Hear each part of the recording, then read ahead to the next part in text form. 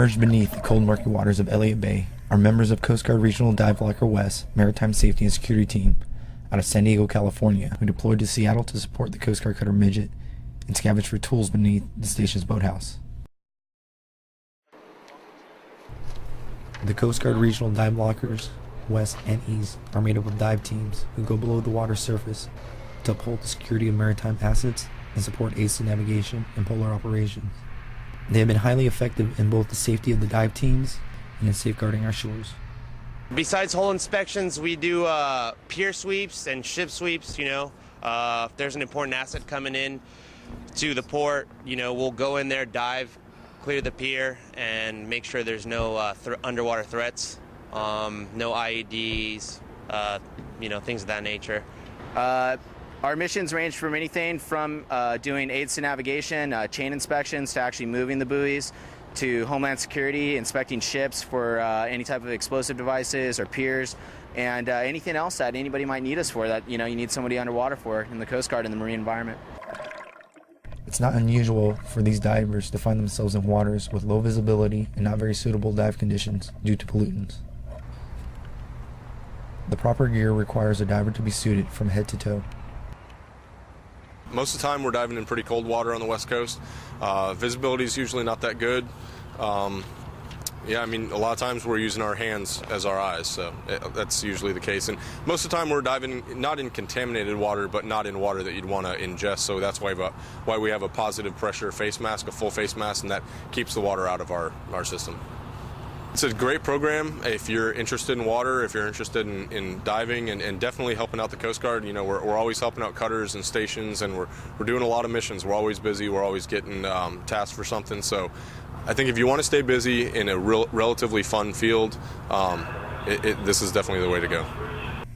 These guardians under the sea routinely submerge themselves into a pressurized environment to secure our ports and assets against threats that may exist below sea level. They are on constant lookout for explosive devices and play an important part in the safety and defense of the United States. This has been Petty Officer Kelly Parker, 13th District Public Affairs. U.S. Army Special Forces are at work. Welcome to Key West.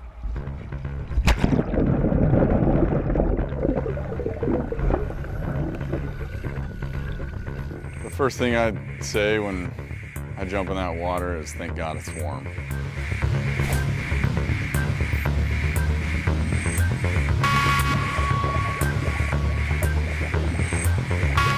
My mom, I don't tell her much of what we do.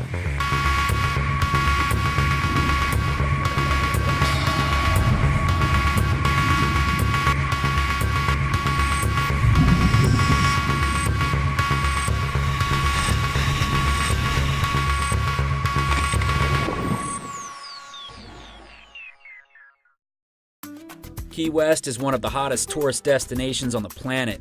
Duval Street is where everyone goes, but most don't realize that several miles away is an entirely different world. These students are here for the Combat Diver Qualification course. The class is made of Green Berets, Rangers, and even West Point cadets. The closed circuit system that we use as combat divers, it does not give any bubbles, so there's no trace that you're actually under the surface.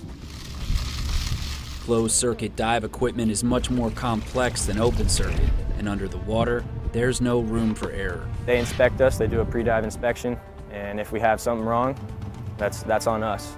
If a student makes a mistake during preparation, there's no yelling, just calm, remedial training. You guys are going to be famous, sir.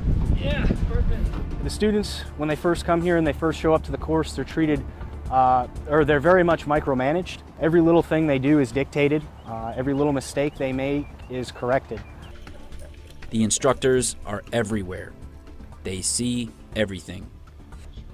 Students, the first step of your derigging procedure is once you're online, you're going to secure your anchor point. I had an extensive background in free diving and growing up on the water, but I knew nothing about combat diving. Previous experience in the water doesn't always help. The most challenging obstacle that I faced since starting the course was the one-man confidence exam. Students must recover after having their ability to see and breathe ripped from them. That's one of the most stressful days I've had at this course. So leading up to that was very, very hard on me. Not everyone will make it through this portion, but those that do say the same thing. You have to remain calm, and I think that's the biggest goal here for us as students, is to learn how to remain calm under situations that you don't think you're going to make it out of. The ring of this bell signals he's ready to go home. Every attempt to train, teach, coach, mentor is made. They'll get extra training, anything to help them stay on track, but if somebody washes out, it's because he quit, like on himself, and there's not a lot you can do about that. He's probably already made his mind up. It takes a special Green Beret to want to become a combat diver. It requires a self-starter, somebody who wants to accept the challenge of this course. It's a very difficult and challenging course, but one with proper training and preparation, that Green Beret or Ranger will succeed here. From Naval Air Station Trumbo Point, I'm Petty Officer Glenn Slaughter.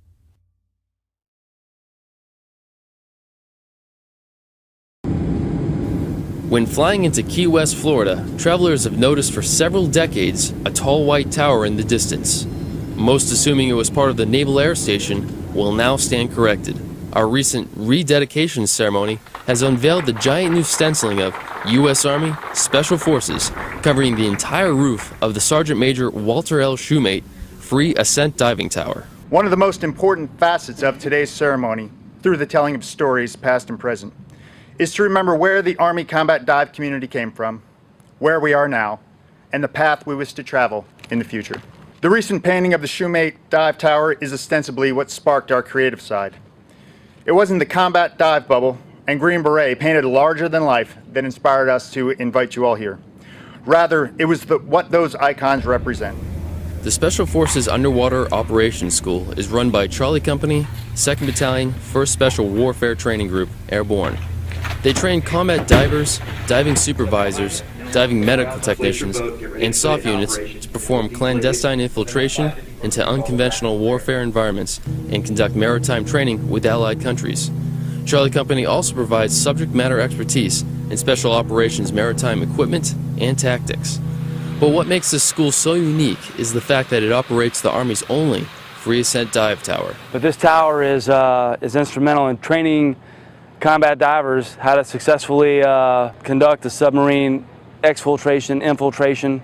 They're able to do their free ascents in this tower. So picture leaving a sub on a breath hole, let's say you didn't even have your tanks, and getting to the surface.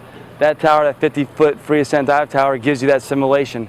The dive tower is actually paramount for several reasons. One, it is the safest environment to do a deeper water dives. Our pool is only 9 feet deep, whereas the ocean could be infinitely deeper, but it's a confined space to where you can have control to do 50-foot free ascents in a controlled space prior to going into the ocean. The rededication of the Sergeant Major Walter L. Shoemate Free Ascent Dive Tower signifies the long lineage of Special Forces combat divers that have graduated the course in the past and to motivate candidates in future courses. Reporting from Key West, Florida, I'm Army Staff Sergeant Caleb Barrio.